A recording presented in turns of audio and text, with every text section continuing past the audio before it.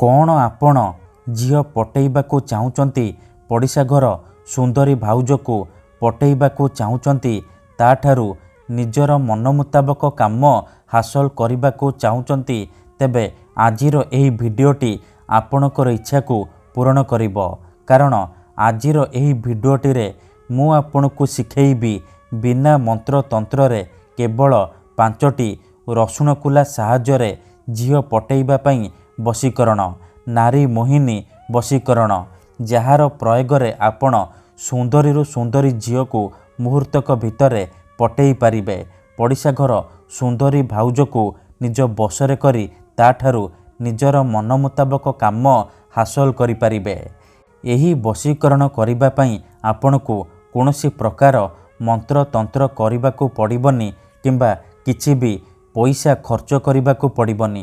କେବଳ 5ଟି ରସୁଣ କୁଲା ଆଣିବେ ଆଉ କଳା ସୂତା ଆଣିବେ। ତାପରେ ମୁଁ ଆପଣଙ୍କୁ କିଛି ପ୍ରୟୋଗ ବିଧି କହିବି, ଆପଣ ସେହି ପ୍ରୟୋଗ ବିଧିକୁ ଠିକ୍ ଭାବରେ କରିଦେବେ। ତାପରେ ଦେଖିବେ କିପରି ସେ ଝିଅ ଆପେ ଆପେ ପଟିଯିବ, ନିଜେ ଆସି ଆପଣଙ୍କୁ ଭଲ ପାଉଛି ବୋଲି କହିବ। ପଡ଼ିଶା ଘର ଭାଉଜ ବା ବିବାହିତା ନାରୀ ରାତିଦିନ ତୁମକୁ ଫୋନ୍ କରିବ, ହାତ ଧରିକି ଘରକୁ ଡାକିବ, ଯାହା ଚାହିଁବେ ତାହା କରିବ। ଯଦି ଆପଣ କେଉଁ ଝିଅକୁ ମନେ ମନେ ଭଲ ପାଉଛନ୍ତି କିନ୍ତୁ ଯେତେ ଚେଷ୍ଟା କଲେ ମଧ୍ୟ ତାକୁ ପଟେଇ ପାରୁନାହାନ୍ତି, ତାକୁ ନିଜର ମନ କଥା କହିବାକୁ ଡରୁଛନ୍ତି, ଆଉ ଆପଣ ଚାହୁଁଛନ୍ତି କି ସେ ଝିଅ ନିଜେ ଆସି ଆପଣଙ୍କୁ ଭଲ ପାଉଛି ବୋଲି କହୁ, ଆପଣଙ୍କର ସବୁ ଇଚ୍ଛା ପୂରଣ କରୁ, ତେବେ ମୋ କଥା ମାନି 5ଟି ରସୁଣ କୁଲା ଆଉ କଳା ସୂତା ଆଣି ଏହି ବଶୀକରଣ କରିକି ଦେଖନ୍ତୁ। ଗ୍ୟାରେଣ୍ଟି ଦେଉଛି ସେ ଝିଅ ନିଜେ ଆସି ଆପଣଙ୍କୁ ଭଲ ପାଉଛି ବୋଲି କହିବ। ଆପଣଙ୍କ ପ୍ରେମରେ ଏମିତି ଦିବାନୀ ହେଇଯିବ କି ଆପଣଙ୍କୁ ନ ଦେଖି ରହିପାରିବନି। ନମସ୍କାର ଫ୍ରେଣ୍ଡସ୍, ଓଡ଼ିଆ ଫଣ୍ଡା ଚ୍ୟାନେଲକୁ ଆପଣମାନଙ୍କୁ ସ୍ୱାଗତ। ଆଜିର ଏହି ଭିଡ଼ିଓଟିରେ ମୁଁ ଆପଣଙ୍କୁ ବତେଇବି ଆପଣ କିପରି ଘରେ ବସି ବସି 5ଟି ରସୁଣ କୁଲା ଆଉ କଳା ସୂତା ସାହାଯ୍ୟରେ ନିଜ ପସନ୍ଦର ସେ ଝିଅକୁ ପଟେଇ ପାରିବେ, ସୁନ୍ଦରୀ ଭାଉଜକୁ ପଟେଇ ପାରିବେ। ଏହି ବଶୀକରଣ ଏତେ ଶକ୍ତିଶାଳୀ କି ଏହାର ପ୍ରୟୋଗ କେବେ ବି ଖାଲି ଯାଏନି। ତେଣୁ ଏହାକୁ ଆପଣ ଭାବିଚିନ୍ତିକି ପ୍ରୟୋଗ କରିବେ।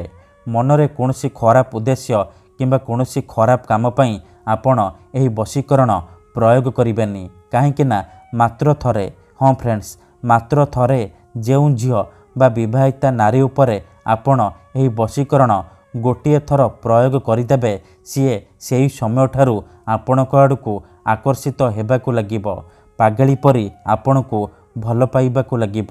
ଆପଣଙ୍କ ପ୍ରେମରେ ଏମିତି ଦିବାନୀ ହେଇଯିବ କି ଆପଣଙ୍କୁ ନ ଦେଖି ଗୋଟେ ମୁହୂର୍ତ୍ତ ବି ରହିପାରିବନି।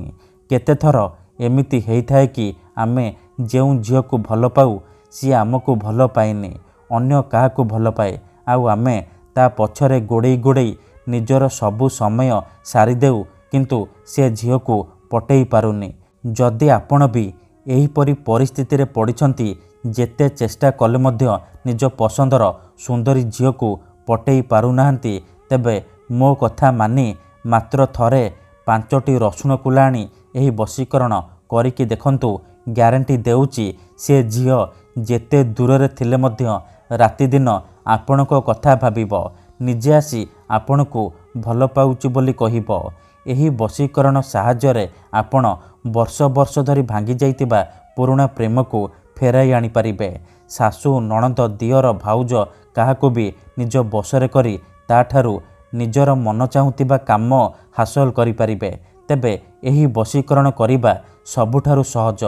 ଏହାକୁ ଆପଣ କିପରି କରିବେ, କେମିତି କରିବେ, ଏହାର ପ୍ରୟୋଗ ବିଧି କ'ଣ, ମୁଁ ଆପଣଙ୍କୁ ଶିଖେଇବି। ସମ୍ପୂର୍ଣ୍ଣ ପ୍ରୟୋଗ ବିଧି ମୁଁ ଆପଣଙ୍କୁ ଠିକ୍ ଭାବରେ ଶିଖେଇବି। ଜାଣିବା ପାଇଁ ଭିଡ଼ିଓଟିକୁ ମୂଳରୁ ଶେଷ ପର୍ଯ୍ୟନ୍ତ ପୁରା ଧ୍ୟାନ ସହିତ ଦେଖନ୍ତୁ। ଅଧାରୁ ଛାଡ଼ିକି ପଳେଇଲେ ଆପଣ କିଛି ବି ବୁଝିପାରିବେନି। ପରେ ଆପଣ କମେଣ୍ଟ କରିବେ, ଗୁରୁଜୀ ଆପଣଙ୍କର ବଶୀକରଣ କାମ କରୁନି। ଦେଖନ୍ତୁ, ମୁଁ ଆପଣଙ୍କୁ ସବୁ ଭିଡ଼ିଓରେ କହୁଛି, ଯେଉଁପରି ଆପଣ ଭଗବାନଙ୍କୁ ମାନୁଛନ୍ତି, ଭଗବାନଙ୍କ ଉପରେ ବିଶ୍ୱାସ ରଖିଛନ୍ତି, ନିଜର ସବୁ ଦୁଃଖ କଷ୍ଟ ଅସୁବିଧା ଭଗବାନଙ୍କୁ ଜଣାଉଛନ୍ତି, ଯଦି ସେ ଅସୁବିଧାର ସମାଧାନ ନ ହେଲା ତାହାର ମାନେ ନୁହେଁ କି ଭଗବାନ ନାହାନ୍ତି। ସେହିପରି ମନ୍ତ୍ର ତନ୍ତ୍ର ହୁଏ, ବଶୀକରଣ କାମ କରେ, କିନ୍ତୁ ଏହାକୁ ଆପଣଙ୍କୁ ସିଦ୍ଧ କରିବାକୁ ପଡ଼ିବ। ପ୍ରୟୋଗ ବିଧି ଠିକ୍ ଭାବରେ କରିବାକୁ ପଡ଼ିବ। ମୁଁ ଆପଣଙ୍କୁ ଯେମିତି କହିବି ଆପଣଙ୍କୁ ଠିକ୍ ସେହିପରି କରିବାକୁ ପଡ଼ିବ। ତେବେ ଯାଇ ମୁଁ ଆପଣଙ୍କୁ ଗ୍ୟାରେଣ୍ଟି ଦେଉଛି ଆପଣ ଯେତେ ସୁନ୍ଦରୀ ଝିଅକୁ ଚାହିଁବେ ମୁହୂର୍ତ୍ତକ ଭିତରେ ପଟେଇ ପାରିବେ। ସୁନ୍ଦରୀ ଭାଉଜକୁ ପଟେଇ ପାରିବେ, ତାଠାରୁ ନିଜର ମନ ମୁତାବକ କାମ ହାସଲ କରିପାରିବେ।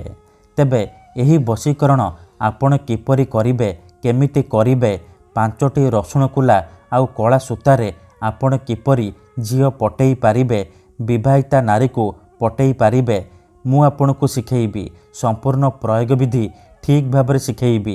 ଜାଣିବା ପାଇଁ ଭିଡ଼ିଓଟିକୁ ଶେଷ ପର୍ଯ୍ୟନ୍ତ ପୁରା ଧ୍ୟାନ ସହିତ ଦେଖନ୍ତୁ। ପ୍ରୟୋଗ ବିଧିକୁ ଠିକ୍ ଭାବରେ ବୁଝନ୍ତୁ, ତାପରେ ଆପଣ ଏହି ବଶୀକରଣ କରିବା ପାଇଁ ଯିବେ। ବିଧିଟି ଜାଣିବା ପୂର୍ବରୁ ଯଦି ଆପଣ ଆମ ଚ୍ୟାନେଲକୁ ପ୍ରଥମ ଥର ଆସିଛନ୍ତି ତେବେ ଦୟାକରି ଚ୍ୟାନେଲକୁ ସବସ୍କ୍ରାଇବ୍ କରି ପାଖରେ ଥିବା ବେଲ୍ ଆଇକନ୍କୁ ମଧ୍ୟ ଦବାଇ ଦିଅନ୍ତୁ, ଯାହାଦ୍ୱାରା ଆମେ ଯେଉଁ ବି ଭିଡ଼ିଓ ଅପଲୋଡ଼ କରିବୁ ସର୍ବପ୍ରଥମେ ଆପଣ ଦେଖିପାରିବେ ଆଉ ତା'ର ଲାଭ ପାଇପାରିବେ। ତେବେ ଏହି ବଶୀକରଣ ଆପଣ କିପରି କରିବେ, କେମିତି କରିବେ, ଚାଲନ୍ତୁ ଜାଣିବା।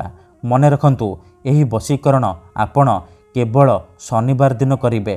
ବିଧି କରିବା ପୂର୍ବରୁ ଭଲ ଭାବରେ ହାତ ଗୋଡ଼ ଧୋଇକି ଏହି ବଶୀକରଣ ଆରମ୍ଭ କରିବେ।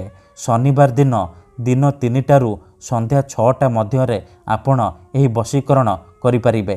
ପ୍ରଥମେ ଆପଣ କ'ଣ କରିବେ, 5ଟି ରସୁଣ କୁଲା ଆଣିବେ ଆଉ କଳା ସୂତା ଆଣିବେ। ଆପଣଙ୍କ ଘରେ ଯେଉଁ କଳା ରଙ୍ଗର ସିଲେଇ ସୂତା ଥିବ ଆପଣ ସେଇ ସିଲେଇ ସୂତା ଆଣିବେ, କଳା ରଙ୍ଗର ସିଲେଇ ସୂତା। ତାପରେ କୌଣସି ଏକ ଜାଗାରେ ବସି ପଡ଼ିବେ ଯେଉଁଠାରେ ଆପଣଙ୍କୁ କେହି ଦେଖିବେନି କିମ୍ବା ଡାକିବେନି। ତାପରେ 5ଟି ରସୁଣ କୁଲା ଆଉ କଳା ସୂତା ସାହାଯ୍ୟରେ ଗୋଟିଏ ମାଳ ତିଆରି କରିବେ, ରସୁଣ ମାଳ ତିଆରି କରିବେ। ତାପରେ ସେ ମାଳରେ ସିନ୍ଦୁର ଲଗାଇଦେବେ। ଏତିକି କରିସାରିବା ପରେ ଆଖି ବନ୍ଦ କରିକି ସେଇ ଝିଅ ବା ନାରୀକୁ ମନେ ମନେ ଭାବିବେ, ତା'ର ମୁହଁକୁ ନିଜ ମନରେ ଭାବିବେ। ତାପରେ ଯେଉଁ 5ଟି ରସୁଣ କୁଲାର ମାଳ କରିଛନ୍ତି ସେ ମାଳରୁ ଗୋଟିଏ ରସୁଣକୁ ଛୁଇଁବେ, ଗୋଟିଏ ଥର ସେଇ ଝିଅ ବା ନାରୀର ନାମ କହିବେ। ଏହିପରି ଆପଣ ଗୋଟେ ଗୋଟେ କରି 5ଟି ରସୁଣ କୁଲା ଛୁଇଁବେ, 5 ଥର ସେଇ ଝିଅ ବା ନାରୀର ନାମ କହିବେ ଯାହାକୁ ଆପଣ ନିଜ ବଶରେ କରିବାକୁ ଚାହୁଁଛନ୍ତି। ଏହିପରି ଆପଣ 5 ଥର କରିସାରିବା ପରେ କ'ଣ କରିବେ, ସେ ରସୁଣ ମାଳରେ ଗୋଟିଏ ଥର ଫୁଙ୍କିଦେବେ। ତାପରେ ସେ ରସୁଣର ମାଳକୁ ନେଇକି କୌଣସି ଏକ ନିମ୍ବ ଗଛ ପାଖକୁ ଯିବେ। ତାପରେ 5 ଥର ସେଇ ଝିଅର ନାମ କହିବେ।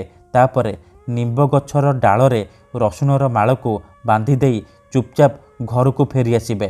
ମନେ ରଖନ୍ତୁ, ରସୁଣର ମାଳକୁ ବାନ୍ଧିବା ସମୟରେ ଯେମିତି ଆପଣଙ୍କୁ କେହି ଦେଖିବେନି କିମ୍ବା ଡାକିବେନି। ନିମ୍ବ ଗଛର ଡାଳରେ ରସୁଣର ମାଳକୁ ବାନ୍ଧି ସାରିବା ପରେ ଘରକୁ ଫେରି ଆସିବେ, ପଛକୁ ବୁଲିକି ଚାହିଁବେନି। ଗ୍ୟାରେଣ୍ଟି ଦେଉଛି, ଏତିକି କରିକି ଦେଖନ୍ତୁ, ସେ ଝିଅ ହେଉ ବା ବିବାହିତା ନାରୀ ଆପଣଙ୍କ ଆଡ଼କୁ ଆକର୍ଷିତ ହେବାକୁ ଲାଗିବ। ଯାହା ଚାହିଁବେ ତାହା କରିବ। ଧନ୍ୟବାଦ।